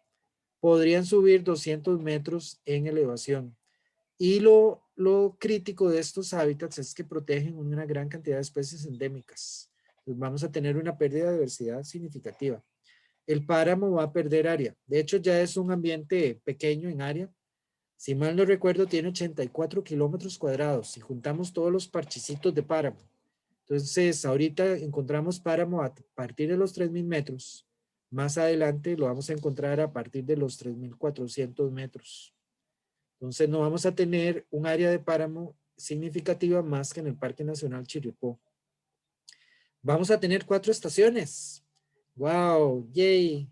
Los veranillos se van a hacer más intensos y vamos a tener como de aquí, al inicio de la estación seca, llegamos al veranillo de San Juan, que es como la estación seca número, o sea, termina estación seca ahorita, comenzamos estación lluviosa, sigue veranillo de San Juan, estación seca número 2, y sigue la estación lluviosa número 2 hasta que lleguemos a noviembre. Entonces, vamos a tener mini estaciones a lo largo del año. Esos veranillos se van a volver más intensos, más secos, más cálidos, y las estaciones lluviosas también se van a volver más, las lluvias más torrenciales, pero más, digamos, agregadas en el tiempo. Según Janssen, los organismos tropicales tienen más problemas fisiológicos para cruzar pasos de montaña. O sea, no tienen esa plasticidad fisiológica para ir arriba o abajo, para moverse a través de gradientes. Están muy adaptados localmente y eso tiene consecuencias negativas para lo que es la adaptación al cambio climático. Aquí voy a meter un paréntesis porque es una característica, digamos, más topográfica que... Ah, bueno, tenemos una mano levantada. Gabriela, adelante. Profe, una pregunta. ¿Esto que vimos en la diapositiva pasada era un resumen del artículo de Janssen o No, de hecho el artículo de Janssen tiene muchos bemoles, ¿verdad? Yo nada más les hice un resumen muy grueso, que es tal vez la última oración de la diapositiva, ¿verdad? Janssen tampoco da en su artículo muchos ejemplos, eso es algo que sorprende, por eso es que creó mucha controversia y casi una carrera para, hey, probemos que Janssen está equivocado. Todavía, a estas alturas, si ustedes han visto los periódicos, pues Janssen ha salido en las noticias porque hay un declive de insectos. Él lo ha mencionado, ¿verdad? Y incluso Ojímetro, aunque ha hecho lo posible por cuantificarlo, porque digamos que a principios de los 90 ustedes ponían una manta en la noche en la estación biológica La Selva y ustedes se aproximaban a la manta, ¿verdad? Con ese bombillo encima de la sábana y quedaban cubiertos en polillas, en escarabajos. Mucha gente le tenía pavor a ese tipo de experimentos, pero ahora usted va ahorita mismo a la selva, pone una manta, un bombillo y le caen unos cuantos bichos. Y eso también sucede en Santa Rosa y en muchas partes del país. O sea que ha habido un declive de insectos. Entonces Janssen ha salido en las noticias principalmente por eso. Igual la gente ahorita está viendo a ver si puede probar que está equivocado, pero todas las fuentes de evidencia indican que no lo está. Bueno, al final de esta diapositiva, este es el resumen del artículo de Janssen.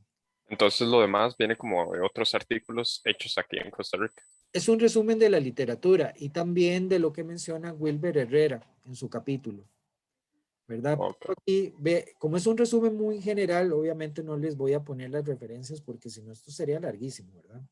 Sí, no era como nada, es como curiosidad. Más curiosidad a mí me daría miedo, ¿verdad? Me daría un poquillo así como de ansiedad, pero olvidemos el estrés, no nos estresemos ahorita. Bueno, les hacía el paréntesis del fiordo tropical que tenemos en Golfo Dulce, porque un fiordo generalmente se crea por erosión glacial. O sea, tenemos un glaciar que se está moviendo, ¿verdad? Y a medida que se va moviendo va causando erosión y crea un valle, crea una depresión. Al final el glaciar se derrite y deposita el agua en el mar y el mar invade. Y muchas zonas como Islandia, Finlandia tienen este tipo de fiordos, ¿verdad? En el Golfo Dulce tenemos un fiordo tropical, cuyo origen obviamente no es por hielo, sino es tectónico. Y eso es muy particular. Según Jorge Cortés, es el único fiordo tropical, y lo dice Jorge Cortés, seguramente estamos en lo cierto, porque en el Golfo Dulce vean que el interior del Golfo tiene una profundidad de 200 metros y la boca del Golfo tiene una profundidad de 50. Entonces hay una depresión que fue causada por tectónica de placas. ¿Por qué se le llama Golfo Dulce? Bueno, obviamente el agua es dulce, está conectada con el mar y esto crea un microambiente que es único. Se han encontrado bacterias gigantes. Yo no he tenido oportunidad de verlas, pero una vez, pues en una charla, Jorge Cortés nos presentó una diapositiva. Lamentablemente no traía como una escala asociada, pero ¿cómo vamos a, incluso para ver bacterias se requiere un muy buen microscopio, ¿verdad? Entonces tenemos bacterias, yo no digo que se vean a simple vista, corríjanlo, ¿verdad? Pero si son bacterias de un tamaño muy grande, así como organismos, ¿verdad? Que viven en condiciones de muy poco oxígeno, ya en lo que es cerca del fondo del Golfo Dulce. Es un fiordo tropical que es único, ¿verdad? Entonces es causado por tectónica, la única cuenca anóxica en América. Entonces es otra particularidad pues bastante interesante que tiene Costa Rica y que no hay en otro lugar y que yo estoy seguro, por ejemplo, hasta que yo eso creo que lo leí hace mucho tiempo y en fin, pero la gran parte de la ciudadanía desconoce este tipo de, de características del país y lo que ustedes se pueden preguntar y bueno, ¿y a mí qué? ¿En qué me afecta? ¿O en qué afecta a la población? Bueno, es algo que tenemos que cuidar por el tipo de organismos que viven en esa cuenca que son únicos, porque apenas están siendo pues explorados. Muy bien, tenemos una política nacional de cambio climático que va del 2018 al 2030. El papel aguanta todo lo que le pongan, se ve muy bonita, si ustedes la revisan, todo muy chiva. Pero ¿qué sucede? Viene el reality check. Primero que todo, Centroamérica está entre las regiones más vulnerables al cambio climático por la topografía y por las condiciones económicas. Del lado Pacífico tenemos ese corredor seco y hay poblaciones en muchos países centroamericanos que dependen de lo que vayan a cosechar para que puedan comer el resto del año. Y cada vez las sequías se vuelven más intensas, más pues recurrentes, y esas poblaciones son muy vulnerables. Costa Rica incluso en el 2008, yo no sé si ustedes se acordarán, hace mucho tiempo hubo una sequía sumamente intensa en Guanacaste. Liberia no recibió una gota de agua ese año. En cierta medida favoreció retardar la explosión urbana que se estaba dando en Liberia en ese momento. Pero, digamos, eso ya quedó en el pasado, y lo que uno se pregunta es si aprendimos algo de esa experiencia. Incluso se estaba hablando de cambiar la actividad económica de Guanacaste, que está centrada en la ganadería, y pensar en otras cosas, ¿verdad? Debido a la sequía y al hecho de que en el bosque seco, en la península de Nicoya, debido a las características pues, geológicas, que es parte del complejo de Nicoya, y tenemos pues materiales muy compactos, no tenemos muchos afloramientos de agua. El agua es escasa. Entonces no deberíamos pensar en desarrollos turísticos convencionales masivos, en clubes de golf y parques acuáticos, en una zona que más bien debería limitarse lo que es el desarrollo urbano. Sin mencionar el efecto del niño y la niña, ¿verdad? El niño es una reversión en la dirección de la corriente ecuatorial de Humboldt, que va desde el sur de Chile hacia arriba, ¿verdad? Hacia el norte. Es una corriente fría que es rica en nutrientes, súper importante para las pesquerías. Cuando tenemos un evento de ENSO, el niño Southern Oscillation, lo que sucede es que se revierte la dirección de la corriente, y lo que tenemos es una corriente que sigue la dirección opuesta, que viene del Ecuador hacia el sur, y que es una corriente cálida, pobre en nutrientes. Entonces se revierten los patrones de precipitación, los sitios que son húmedos comienzan a recibir muchas lluvias, y viceversa. Por eso es que el niño y la niña, y lo que es el cambio climático, yo siempre uso la analogía de jugar con un niño tramposo. Yo no sé si ustedes tuvieron esa experiencia, tal vez tuvieron una niñez muy protegida, pero para mí era diferente porque, por ejemplo, en la escuela teníamos ese niño agresivo, el bully, ¿verdad? Que cambiaba las reglas del juego. Estábamos jugando algo y las reglas son estas, muy bien. Ah, yo gané, ya gané. No, usted perdió porque la nueva regla es esta. Entonces yo gano. Entonces ya continuamos el juego y ya, bueno, ya gané otra vez, pero la regla no era esa. No, hay una nueva regla. Yo digo que la nueva regla es esta. Ese es el cambio climático. Nos está cambiando el juego a cada momento de una manera totalmente imperceptible, imprevisible, que desde un punto de vista científico es interesante porque demuestra que el sistema climático está lleno de factores de retroalimentación que son así muy finos y que tienen al final consecuencias globales amplificadas. Uno de los problemas que tiene eh, el gran público que niega el cambio climático es que cómo es posible que un grado, la temperatura global del planeta va a cambiar en los próximos 20 años en 1 grado Celsius. ¿Cómo es posible que un cambio tan pequeño tenga implicaciones climáticas tan globales? ¿Verdad? Ese mensaje, como científicos, incluso los divulgadores de la ciencia no lo han logrado transmitir claramente, ¿verdad? Es uno de los problemas que tenemos con la gente que niega el cambio climático. Bueno, conclusiones. El país es topográficamente heterogéneo. Eso determina cómo se distribuyen los factores climáticos, lo que a su vez afecta a la distribución de la biota. Es necesario analizar el impacto del calentamiento global sobre el microclima. Eso es algo que no se ha explorado, es un hueco de investigación que actualmente tenemos, porque muchos organismos, sobre todo los que tienen poca capacidad de dispersión, son muy afectados. Es decir, no sabemos si al cambiar el microclima estamos afectando una gran cantidad de organismos. Entonces es un agujero de investigación que todavía falta explorar. Y otro punto muy importante es que nuestra capacidad de adaptación va a depender de la ejecución de proyectos de infraestructura por parte del gobierno central y gobiernos locales, como las municipalidades. ¿Alguien quería tener una pregunta? No. Bueno, justamente hoy tuve una reunión con, no hay muchos detalles, ¿verdad? Una municipalidad para ver si me resuelven un problema, porque un vecino me tiró un montón de agua. Hizo una obra ahí, un movimiento de tierra y me tiró un montón de agua a mi propiedad. Voy a quejarme yo con las autoridades municipales y me dicen que el vecino no tenía permiso para construir.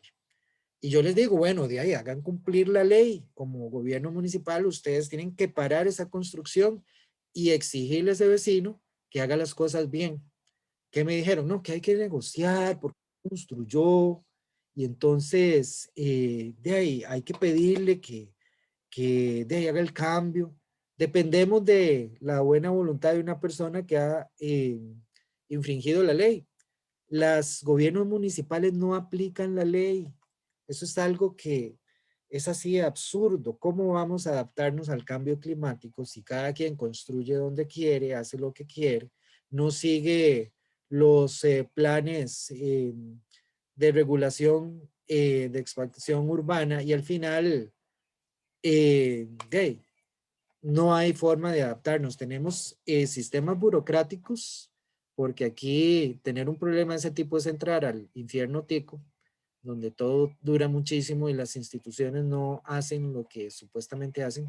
Hay problemas de corrupción. Eso lo vemos en las noticias con ese caso de corrupción en la Municipalidad de Corredores, ¿cierto? Y también tenemos problemas de incompetencia. ¿Cuántos de ustedes conocen un biólogo o una bióloga que trabaje en una municipalidad? Nos falta gente ahí en el departamento de ambiente.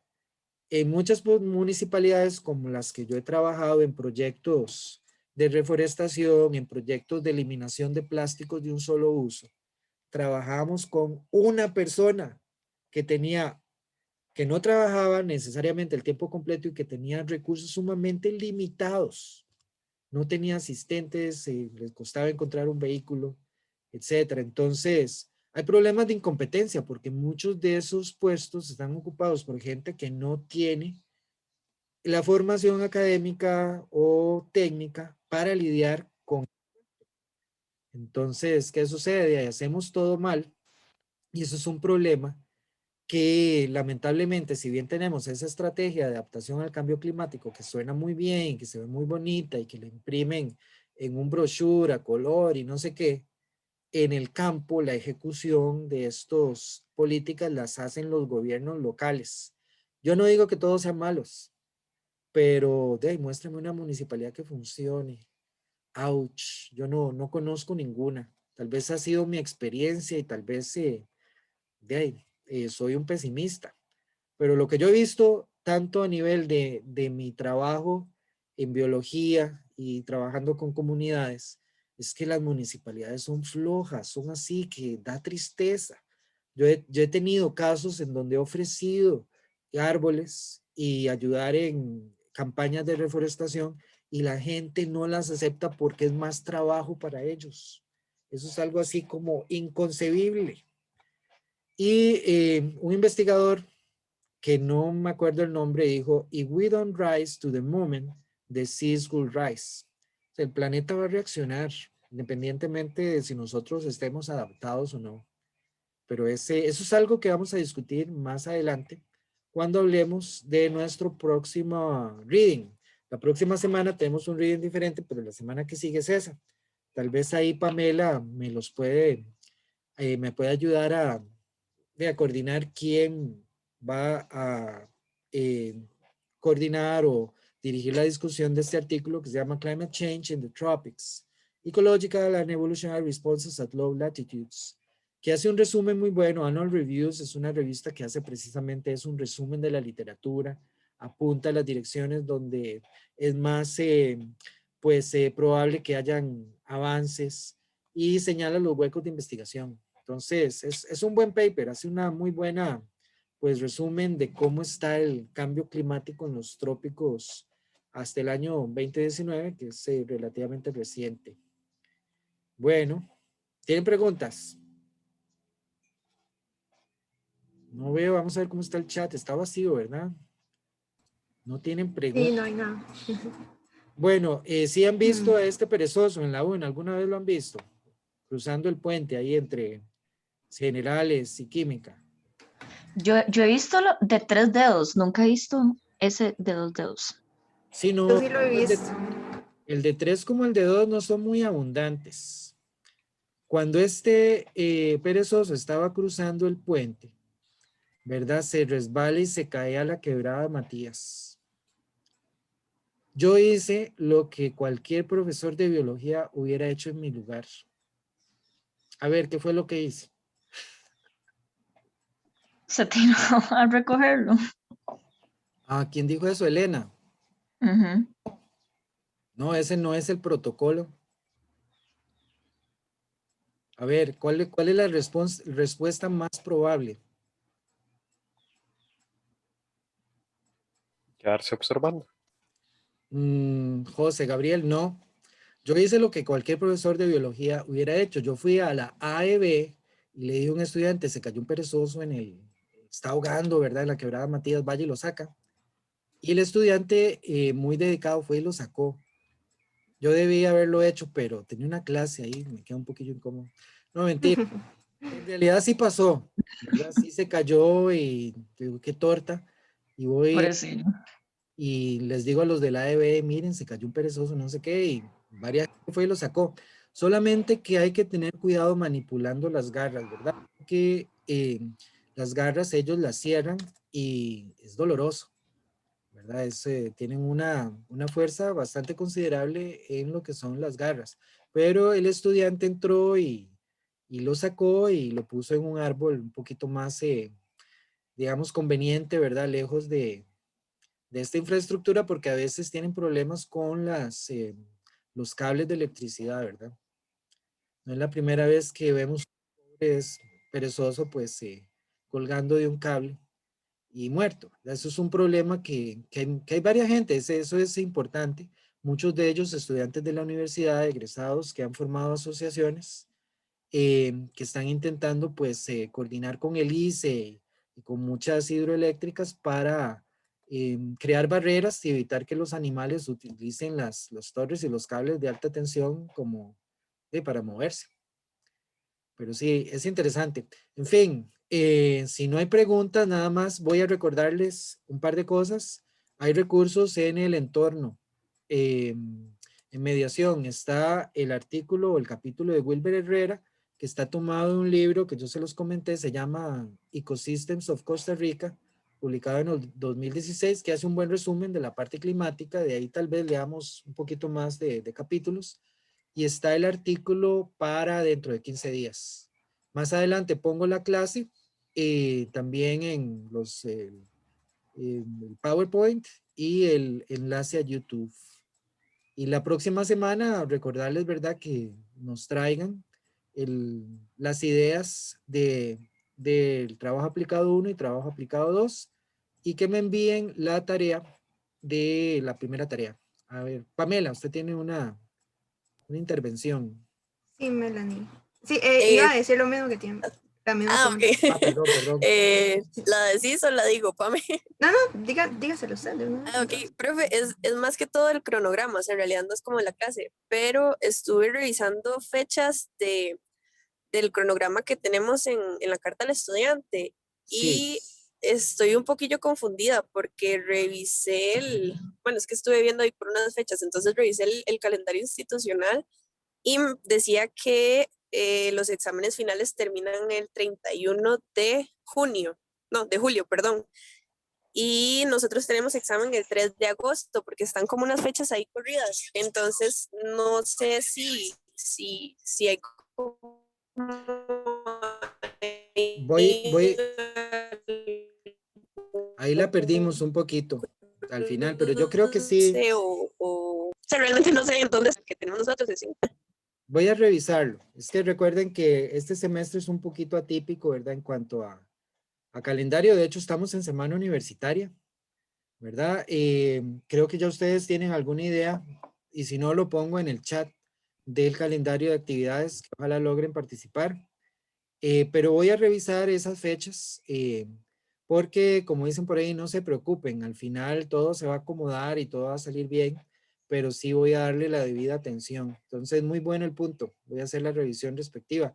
Y recuerden la charla de Luco Gilge, que se viene, no sé si hoy o es mañana. Ahorita reviso el calendario. Y nada más quería decirles que esas charlas de la editorial tecnológica son chivas porque rifan libros. Además que son buenas charlas, pero tienen la posibilidad de irse con un buen libro. Y el año pasado creo que una persona del curso se llevó un libro. De hecho, yo me he ganado librillos. Ahí, bueno, me gané un libro. Pero son buenos libros de la editorial tecnológica y además de que el tópico es relevante para el curso y Luco es muy bueno como expositor. Es totalmente recomendado. Y bien, si no hay más preguntas, comentarios, entonces vamos a acabar acá y nos vemos la próxima semana. Profe, Sí, una pregunta, es que yo ahora entré un poquito tarde. ¿No me podría volver a explicar lo del trabajo aplicado 1? Es que ese fue el único que no escuché y quedé un poco perdida, escuché como la mitad. sí, brevemente, ¿verdad? Porque ya vamos a terminar. El trabajo aplicado 1, lo que les estoy pidiendo es una idea, un párrafo corto de lo que va a ser su propuesta, que debe ser un trabajo experimental. Yo les había dado algunas ideas, algunos ejemplos. Usted tiene que ponerse de acuerdo con los demás miembros del grupo y encontrar algo que puedan hacer. Porque dentro de todas las posibilidades y lo que ustedes pueden traer la próxima semana es que, profe y Pamela, no se nos ocurre nada, ¿verdad? Estamos como el gobierno, ¿verdad? Que no se nos ocurre nada. Entonces ahí podemos darles algunas sugerencias, algunas ideas, podemos discutirlo. Igual si presentan eh, pues una idea tentativa, podemos hacer comentarios para mejorarla, porque la idea es que ustedes colecten datos.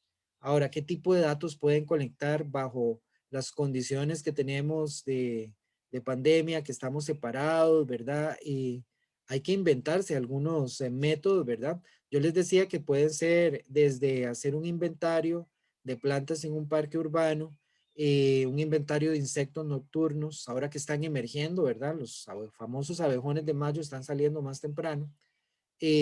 Un inventario de mariposas. Es decir, hay muchas cositas que ustedes podrían hacer con los recursos que tienen alrededor de su casa. Entonces, para la próxima semana lo que ocupo es una idea, es una pequeña propuesta, un parrafito donde ustedes me digan, bueno, mi pregunta es esta y los métodos van a ser estos. Así, aunque sea un resumen, entonces ya podemos ir, como dicen, peloteando. Esa es la idea. Ok, está bien. Muchas gracias, profe. Bueno, si no hay nada más por el momento, yo me voy a tomar un café. No sé ustedes, pero ya hace falta el café. Entonces, nos vemos la otra semana y si tienen preguntas de aquí a próxima semana por correo electrónico, ustedes me contactan. Chao.